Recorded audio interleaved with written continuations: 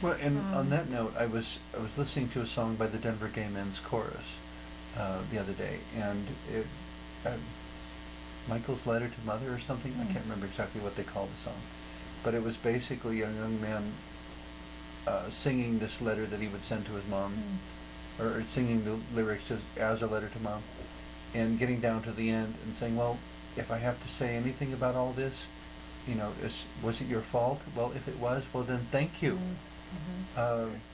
And if they were ever in a place to understand it, I think that's what I would say to my parents.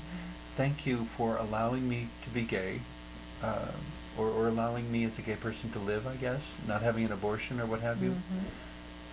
Because by being gay, I've got my own television show. For over 18 years, I've had an alter ego that has brought me into contact with some of the most amazing people. I wound up competing in the gay games in bodybuilding 4 times thus far, and finally the last time received a silver medal. All these things in my life that never would have happened if I had not been gay, or if I was not gay. And if they'd known a bunch of other people that were gay before they knew about you, maybe they would have had a different perspective. That could be too. I keep encouraging them to check out the local chapter PFLAG as a place to start, which we mentioned that acronym a couple times in this show. Yes. PFLAG is Parents, Families, and Friends of Lesbians and Gays. Yes. Which started in the early 70s. I think it was the early 70s. With basically a mother who decided that she was not going to be ashamed of her gay son. Yes. And found other parents who had a similar commitment to their children, and it spread. And a lovely book, though, one of the oldie ones, that written by this first mother, Now That You Know, is a really wonderful book. I just like to recommend to people if you're wanting some... It's a good basic starting point. It really is good. Now That You Know, and the wonderful movie that came out recently, Prayers for Bobby. I haven't seen it yet. Oh, it's a must-see. Yeah. I think it should be required viewing for everyone. And it's a true story of a woman from a very conservative Christian environment who had a son who discovered he was gay, struggled with it, tried to deny it, couldn't come to terms with it, ultimately couldn't reconcile his conservative Christian theology with his orientation, and wound up committing suicide. And the movie is really the mother's search more than the son's story, trying to find answers and closure and to make sense of it. And the horrible incident of, at the funeral, the minister condemning her son to hell because of the church's stand on the issue.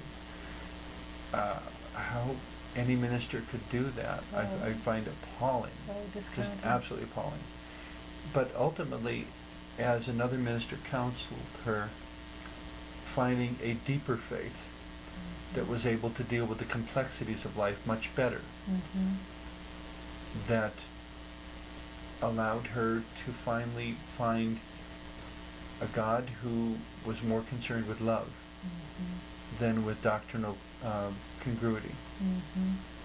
And I love the quote of hers that they put in the movie. When you echo your amen in your homes and worship spaces, remember a child is listening. And there's a place in the movie where Sigourney Weaver stars as the mother, and I think she should have gotten an Oscar for that performance. She was so phenomenal. It was such a powerful, compelling story. And to me, it was nice that throughout the whole thing, nobody blames anybody, except that she blames herself. And her own guilt is what she has to work with. It's not that anyone said she was a bad person.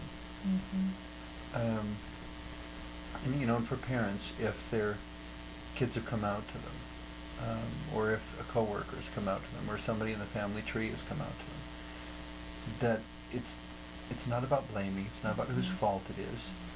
It's about finding a more honest way of conducting our relationships, so that we can nurture each other in a more empowering fashion.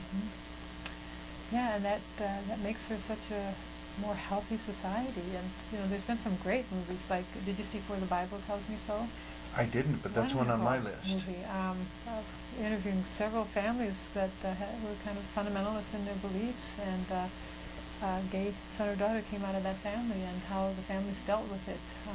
And you know, the more we have movie stars and musicians and athletes and folks coming out, again, it creates this more space, this more spaciousness for people to kind of have to deal with their stereotypes a little bit and say, you know what, maybe I should rethink this. And more possibilities. Absolutely. You know, and I continue to believe in a God of love and a God of wisdom. And if all we can agree on is love and wisdom, we're going to get to the end of this somehow without killing each other and without anyone being persuaded to kill themselves. And we're going to have a very healthy, strong community when we get there. Yes, we would. I mean, that to me was the crowning achievement of Prayers for Bobby.